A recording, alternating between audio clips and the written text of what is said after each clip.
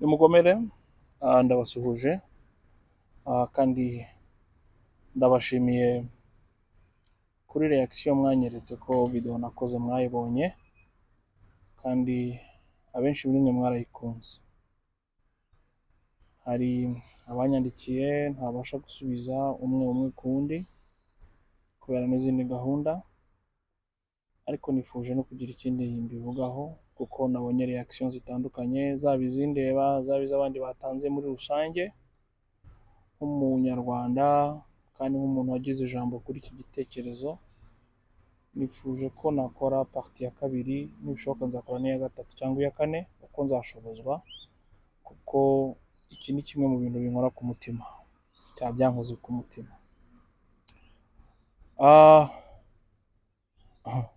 Hari umuminisitiri nifuje kugira icyo mvuga kuri message yatambukije nawe, uriya nimba ari utuma twishima, washyize imbehe imbere aho kwashyira imyemerere ye n'imyizerere ye. Tuzi ko ubundi yagakwiye kuba iri radical, yagakwiye kuba iri strong, cyangwa yagakwiye kuba nyine idashekingwa n'ufite rushe yo kumugaburira. Ariko nk'uko Kagame yabitubwiye, abana n'ibifobagane ku rwego bimutera isoni zo kwitwa umwe muri byo. Ariko nanone ni uko kwihunza responsabilité ze, kuko iyo uri igifobagane nibwo aguha akazi. Ntabwo ashaka kuguha akazi uri umutaripfana, ashaka kuguha akazi uzamubwiza ukuri, akaguha iyo ugaragaje ko uri ikimara mu buryo bumwe cyangwa ubundi. Hari ibintu rero yavuze nifuza kugira icyo mvugaho, ariko nshaka no gutsindagira ku kintu numvise mushobora kuba mutanyumvishe neza. Reka mpere kuri cyo. Kagame nk'umuntu, Kagame nka Papa Ange, Kagame nk'umugabo wa Nyiramongi, Kagame nk'umuhungu wa Rudatsimburwa, wa Rutagambwa, Kagame nk'umuntu nk'uko nanjye ndi umuntu, afite uburenganzira ku myemerere ye, ku buryo abona ko abantu basenga, basare, icyo waba ukora cyose uramya Imana yawe, ari ukujibwa, ari ubujibwe, ari ubujiji pe, ibyo bintu arabyemerewe kandi nta n'umuntu ukwiye kumubuza kubitekereza. Ariko nagira mbibutse ko Kagame atari rutanga rw'amaboko. Rutanga rw'amaboko nawe yemerewe kutureba akaduseka kuko ashaka ko tuyoboka idini rye cyangwa itorero rye, uko wabyita kose. Rwose ni uburenganzira bwe kureba abarokore akavuga ati aba bantu ariko ubundi ntibasaze, kureba abakatolika akabita uko ashatse, arabyemerewe rwose. Ariko Kagame ntabwo ari umuntu usanzwe, mugomba kubyumva. Kagame ni perezida w'igihugu cyacu. Kagame ni perezida w'igihugu cyacu. Noneho uburyo yabivuzemo, yabivuze nk'umuntu ufite ubushobozi bwo kubifunga cyangwa wabifungishije. Abanyarwanda rero rimwe na rimwe iyi video tuyishyize mu cyongereza cyangwa mu gifaransa dushobora kubivuga abantu bamwe ntibabyumva, ariko turaziranye neza, ku buryo ibintu bimwe na bimwe tudakeneye n'umuntu wo kuza kubidusobanurira, urabireba ukabyibwira utiriwe ujya mu bintu byinshi. Nizere ko izi modoka zitari kubasakuriza, muyihanganire. Turaziranye ku buryo tuzi uburyo Kagame akontorora, akamenya icyinjiye, akamenya icyasohotse, akamenya n'utuntu tw'amafuti turi peti, nk'umuntu wakubise umugore, utuntu nk'umuntu wibye imigozi y'ibijumba, umuntu warimbwa. Ibyo byose yatubwiye ko abizi kandi natwe tuzi ko abizi kuko abona raporo buri munsi. Kuvuga ko rero ikintu cyo gufunga insengero nta ruhara bifitemo, twaba turi kwibeshya, twaba turi kuba abana. Ibyo mujye mubibwira abanyamahanga, ariko twebwe ko tuziranye kandi tuzi uburyo ikiriya gihugu kiri micromanaged to the point, n'icyatsi cyanyeganyeze bakimumenyesha, wenda ntabyiteho, ariko ntabwo nemera ko icyo kintu atagifiteho uruhare. So rero ku bwanjye numva atarakwiye kuvuga nk'ibyo yavuze. Akari mpamvu navuga ngo namwatatse cyangwa namucalenjinze, reka tuvuge gutyo. Kuvuga ko ari perezida akumva ko ibyo avuze byose tugomba kubyumva gutyo, ntabwo ari byo. Ntabwo ari byo. nicyo nta kindi. Ntabwo bikwiye kuvugwa n'umuntu umurwanya cyangwa umunenga, niyo nawe yabivuga n'uburenganzira bwe, ariko ushobora no kuba umukunda, ntibikuraho ibindi yagukoreye. Nimba ko kumukunda ni uburenganzira bwawe, kubona ko hariya yatwinjiriye kandi byaba byiza ahinduye ingendo, kuko si ubwa mbere social media zaba zitumye ahindura ibitekerezo. ngira ngo hari ibintu abantu bimwe bazi kuri za Twitter bagiye babona inzego zifata ibyemezo, abajene, abantu bo bakoresha za social media bagahaguruka bakagira icyo babivugaho bigahinduka. Rero kubirebera biba ntitugire icyo tuvuga kandi bitubangamiye, numva byaba ari ukumutiza umurindi, bikaba ibyo bikomeza no kumugira ikigirwamana, kandi njye simbyemera. So muri make ndashaka gusindagira ko Kagame yemerewe kubibona kuriya nk'umuntu, nka papa Cyomoro, nka papa Ange, nk'umugabo wa Jeannette, nk'umuhungu wa Rutagambwa, ariko nka perezida iriya myumvire iraciriritse, akwiye kuyireka. Ntago turi injiji, ubyumve neza, ntago twayobye, ntago turi brainwashed, ntago twakorokwe mu bwonko. Njyewe mbyutse nkajya gusenga, ndi mu gihugu cyigenga, ndi mu gihugu umuntu wese yemerewe gukora icyo ashatse. Mbyutse nkajya gusenga nuko mba nabiteguye, nkumva koko ari byo, ntago ari umukoro n'umpushinga kujya gusenga.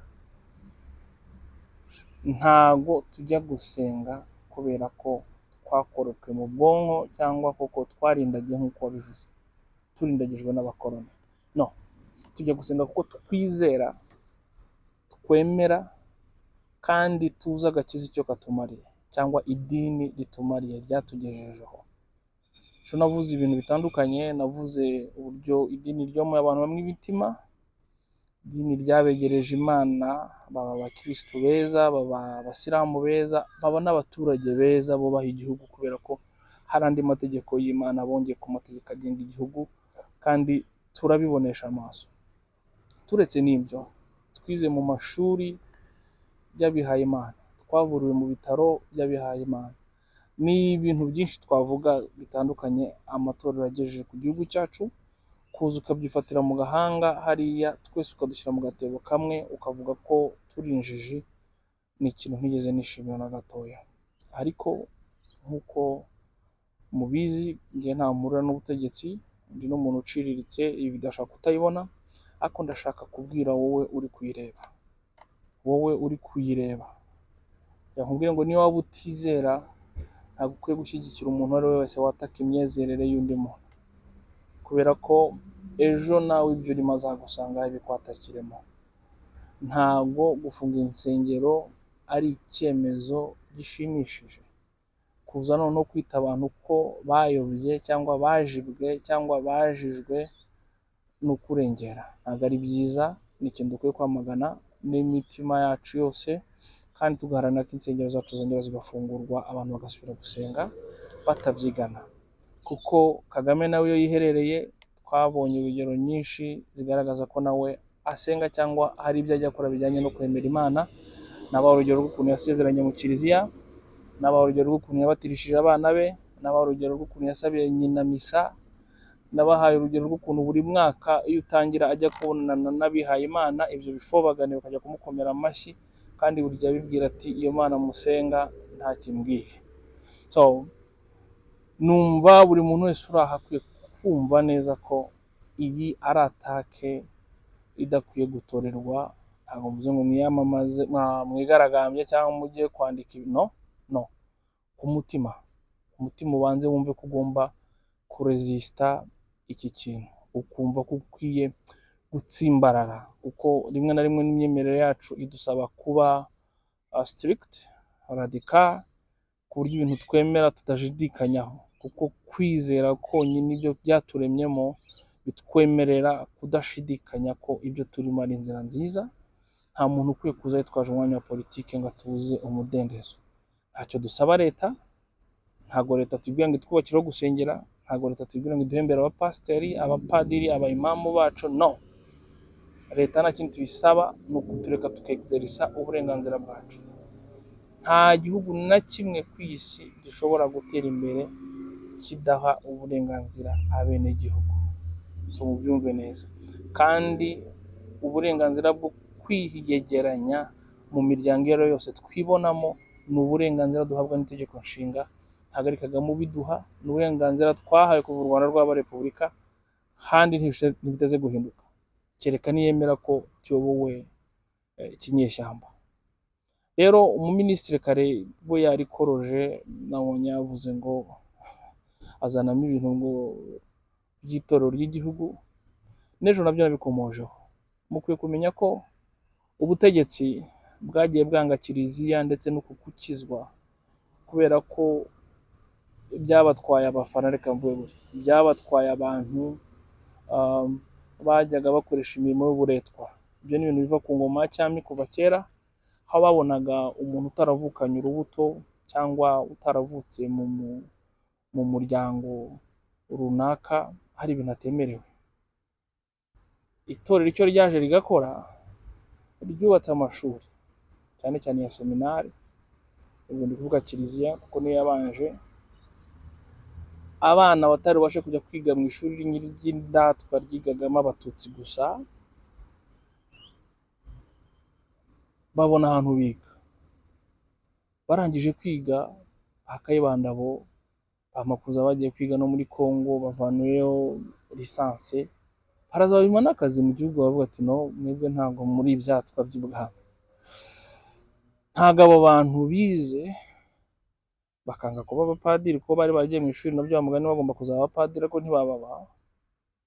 Ntabwo abo bantu bize bashaka gusubira mu njishi ngo bajye guheka ba Rwubusisi, babatware bose muzi mutebewe, genda kunyaraho, kugenda akutumuriraho ibitabi atazi no kwandika izina rye. Umuntu yize arahumuka. Rero byarangiye wa mugani bagandiye ingoma, banga kwibera abacakara, bikereye urwo rwango rwahozeho kugeza n'uyu munsi. Abantu bakunda ingoma y'ibwami bahora bashaka kutwibutsa ko ngo kiliziya ariyo yazanye ibi bintu, ariko mu by'ukuri igisha inyuma yabyo ni uko kiliziya yahumuye abantu bakiga, kuko ntiyarobanuraga. Yahumuye abantu bariga, bamaze kwiga bamenya ko nta muntu uheka undi, nta muntu ujya kurimira undi. Umwami atari we waremye inka, umwami avuyeho n'inka zakomeza zigakamwa zateka nk'ibisanzwe, nta mapfa yatera kuko u Rwanda rwabuze Musinga. Ibyo n'umwana wa Musinga ageze arabimenya. Rudahigwa ariyo mpamvu nubwo batajya bivuga ubu, ab'ibwami bamwe baramucyaha cyane ngo kubera ko yahaye u Rwanda Kristo, ariko simvuze ko yaruhaye, nawe yabikunze. Ashobora kuba yarasomye ikarita bamugana bavuga ati data uri aha ngaha ndabona abazungu bazamwirenza, reka nemera kiliziya. Nawe arayemera, ariko uko biri kose yarabikoze. Abikoze abana nabo kandi bafatanya gutoteza rubanda, nubwo bageze aho ngaho nabo bagatandukana. Amateka yacu abamo ibintu byinshi bitumvikanwaho kimwe, ariko nkeka ko icyo ari kinini muri yo. Uwo muminisitiri uri kuza akavuga ngo mbere y'imyaka 1000 ngo u Rwanda rwari rufite civilisation yarwo iyihe s'il vous plaît. Ndashaka mujye mureka ibintu byo kuza gutera injuga abamotari ngo muze kwibwira abantu basomye kandi bazi kureba. Iyo ugiye muri Mali, iyo ugiye muri Egypte, iyo ugiye naho hirya muri Zanzibar, hari inzu ubona zimaze imyaka 1000, hari imijyi ubona imaze imyaka 600, 400 bizwi neza. Hari umuntu ushaka kunyereka ikintu kiri mu Rwanda kimaze imyaka 200 cyangwa 150? Ntacyo. Civilisation muvuga yari iri hehe? Mu nguti yazakanjugera. Rega gusirimuka birigwa, gutera imbere birigwa. Ibyo bintu byo kubaka, guteza imbere civilisation, kugira ingabo, ibyo bintu birwa bakabya bavuga ngo bararwanye. Barwanishaga iki? Urarwanisha umuhunda undi afite imbunda ngo baratsindaga? Okay, ibyo bintu ni imigani mujya kwicira abana batazi kwanaliza, batazi kureba aho igihe kigeze, batazi kumva ko umuntu urwanisha imbunda n'umuntu urwanisha ikibando it's matter of time. Wenda ushobora kugira resistance nibyo, ariko you can't win that war. Ntushobora gutsinda iyo ntambara. Ushobora kuvuga ngo umuntu ari kukurasa, wowe ukazana umuhunda, ukazana umwambi, ukamwa ngo uzamutsinda utese. Rero uwo muminisitiri aje kubita injuga abantu ati u Rwanda rwahoranye ngo civilisation ngo nitoro ngo mu myaka igihumbi ngo Paul Kagame nibyo bavuga. Reka ye, I challenge you, n'ibya kera byubatswe n'abakoloni, inkotanyi ziterwa isoni nabyo ku buryo bari gushaka gusibanya amateka kugira ngo abana bavuka bazajya bagira ngo ibintu byose ni inkotanyi zabize. Ni muri urwo rwego twabonye za gereza 1930 gusenywa, niho twabonye ibintu byinshi bitandukanye byabaho kera, n'inzu ya Richard Kandt ejo bundi muzayibura, kuko bashaka ko u Rwanda rufatwa nk'urwabayeho muri 1994 kuzamura. Ibya mbere nta kintu cyari gihari. Ariko iyo si yo nkuru y'uyu munsi. Icyo nshaka gucaringa abantu nuko uwo mu minisitiri kubeshya abantu ngo kera hariho civilisation, ngo abantu bigaga mu itoro bigagamo iki? Kukazanura, guca imyeyo. Ibyo byateza igihugu hehe imbere? Guharika. Ni iki bigagamo? Ubu hari umuntu ngo kubera umuco ushaka kugenda akaba mu nzu y'ibyondo ubu ngubu n'ibyatsi, kandi ashobora kubaka inzu yitegura n'ibati, ntashyiremo sima, ngo nuko kera babaga mu isima. Ndashaka umuntu ambwire civilisation mu myaka igihumbi u Rwanda rwari rufite ni iyihe? Trace zayo ziri hehe? Boko Haram cyangwa abantu babyihebe byagiye muri Mali bisenya umujyi wari umaze imyaka magana, turabizi. Ako nta n'umuntu ushobora kunyereka ahantu bakaniraga impu mu Rwanda. Shaka twambaraga ubusa twara abantu basogokuru, ntazajya umuntu kubeshya. No gusoma ni apen. Jibuganda urebe bamutesa, bamenye gusoma no kwandika mu 1800. Twebwe musinga mu 1931 ntiyarazi no kwandika izina rye. Hari ubwo umuntu utaruzi kwandika indi civilisation yazaniye u Rwanda niye. Abeshya abantu ngo yavukanye urubuto nkaho yavuye mu nibive ejuru harya. Ibyo bintu bamubwira abantu ariko muzi ko bafite ubwenge. So injuga wateye umwana wamubwira ko umwana ava mu mukondo uzahura uzi mutarigeze imyaka 30 yarize biology, ukaza ukabimubwira. Reka ye, mumenye ko twakuze kandi twasirimutse wa mugani. Hari mwabigizemo, yes, ariko no mutaryamo isi zatwigisha tuyirimo. Numva izo njuga mudakwiye kuzitera. Rero nabwira n'abandi bakareka kugwa muri uwo mutego.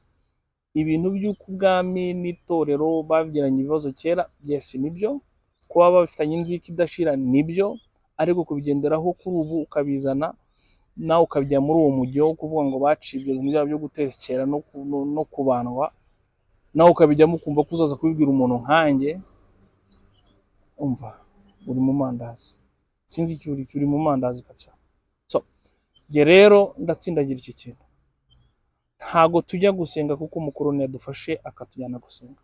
Dusenga kuko twizera kandi twemera ko agakiza cyangwa imyemerere yacu hari kitumariye mu buzima. Bamwe tuvuga ko twarokowe, abandi bafite uko bavuga ibyabo simbizi, ariko umuntu wese ujya kuramya Imana yizera nashaka bari kuramya igitoki, urujanga, inka, imbogo, meditation se ni uburenganzira bwe. Nta muntu dukeneye utwigisha uko tugomba gusenga ibyo twizera, sibyo? Ibintu byo kuremamo akamana Kagame ku buryo ikintu cyose avuze tugomba kugikurikira nk'intama zijyanywe kwibagiro, no, ntabwo bikora. Please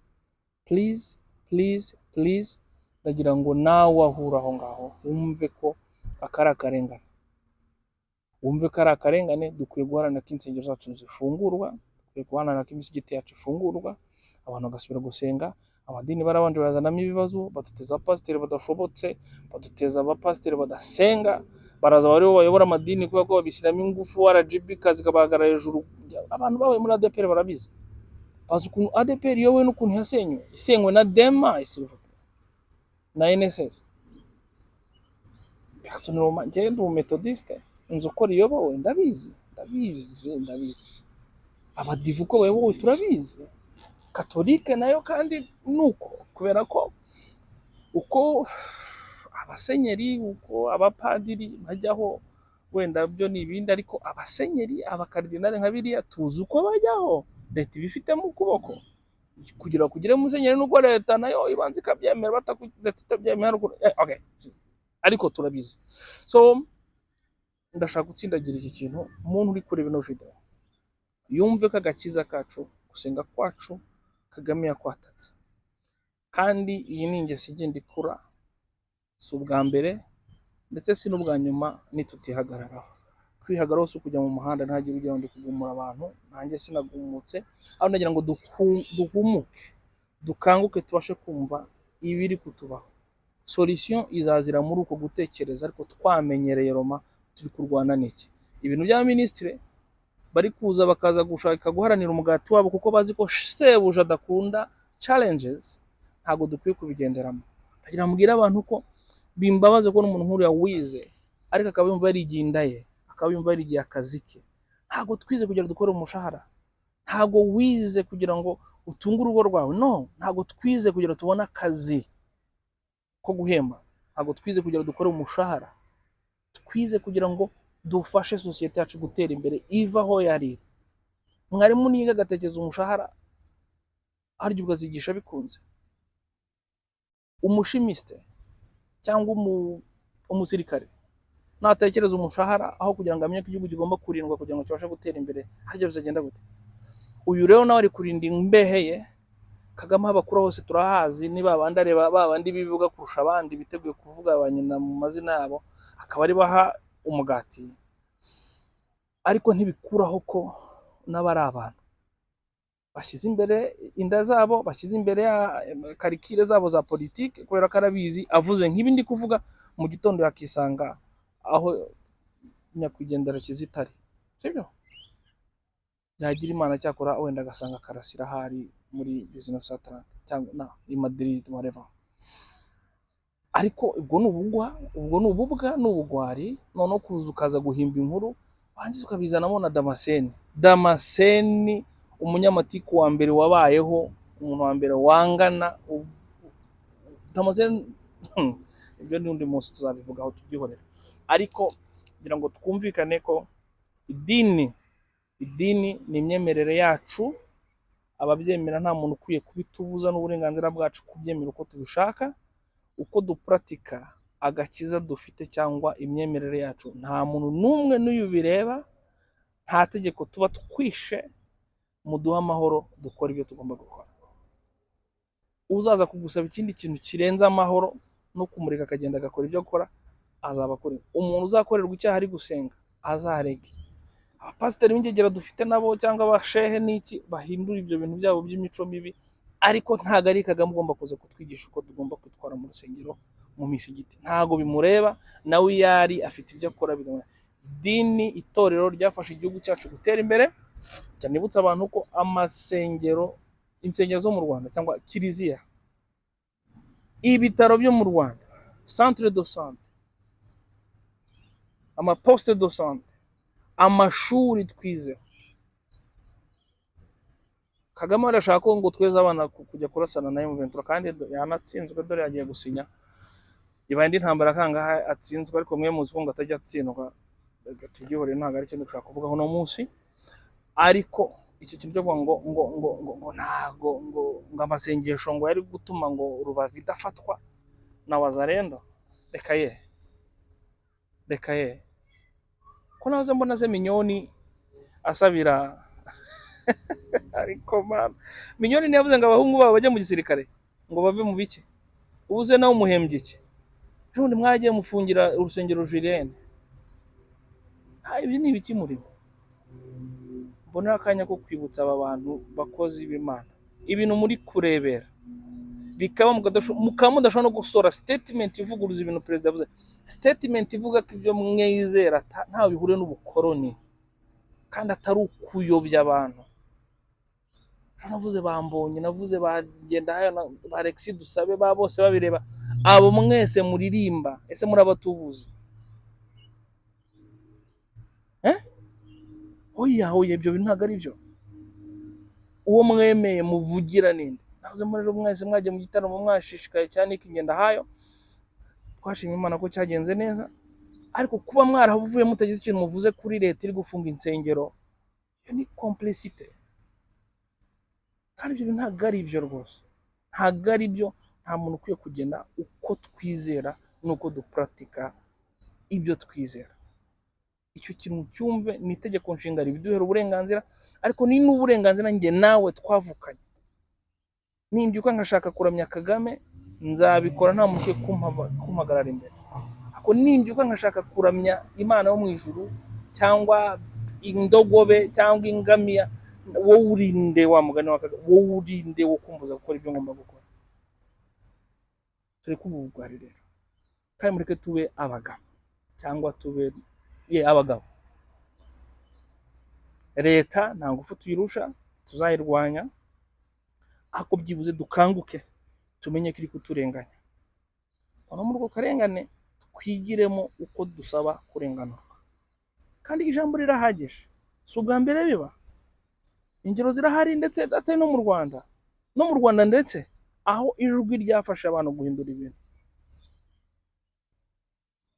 Rwose kuvuga uti uratubangamiye gusa birahagije, bikavugwa n'abantu 100, 200, 300. Ikintu kimwe mutajya mumenya, abategetsi bose batinya abaturage. Siritiyo bari kuvuga ikintu kimakinga sense nk'icyo ngicyo, kuvuga ngo ntabwo mvuze ngo bivuge wirukanka uri mu muhanda uvuza amafilimi, no. Umuyobozi aho yicaye yanditse ibaruwa akavuga ati, banyakubahwa Perezida wa Repubulika, kwizera kwacu ntaho guhuriye n'ubukoroni, twizera kuko turi abemeramana. Turasaba ko mudufungurira insengero tubeho uko tureshya. Ahantu hadatuye imodoka murahashaka parikingi ku rusengero kubera iki? Ahantu abantu basenga bagenda n'amaguru bambaye ibirenge cyangwa bambaye kamambiri, murashaka ko umuntu ajya kubaka inzu y'Imana koko agashyiramo zahabu iwe atayigira? Tuzubakisha ibyondo, twubakisha imbingo, dusakaza ibyatsi, nimba ari bwo buzima tubayeho ku mudugudu wacu.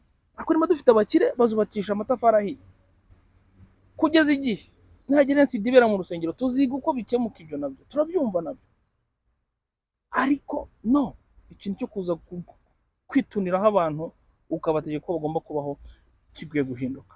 So muri make ni ikintu nashaka kuvuga, nashaka gutsindagira ko gusenga kwacu nuko tubyemera, nta muntu duposhinga kujyayo. Icya kabiri ni uko abakozi b'Imana, natwe abakristu, abemera cyangwa abasilamu cyangwa abandi bantu bose bagize ikibazo kuri iriya gahunda, ariko tukwiye guhaguruka tukabwiza ukuri leta ko itubangamiye, igakosora. Ngaho mukomere, mugire Imana, kandi nshimye rwose reaction mwagize kuri video yanjye. Muhumure ntacyo nzaba, nzakomeza mbabwiza ukuri, kandi mba mukunda ko wenda twazagana n'ibirenze ibi ngibi, mumbwire dushyireho uburyo bwo kujya tuganira, kandi nzabibakorera kuko numva ntacyo bintwaye. Ngaho mukomere, murakagira Imana n'u Rwanda rwigenga.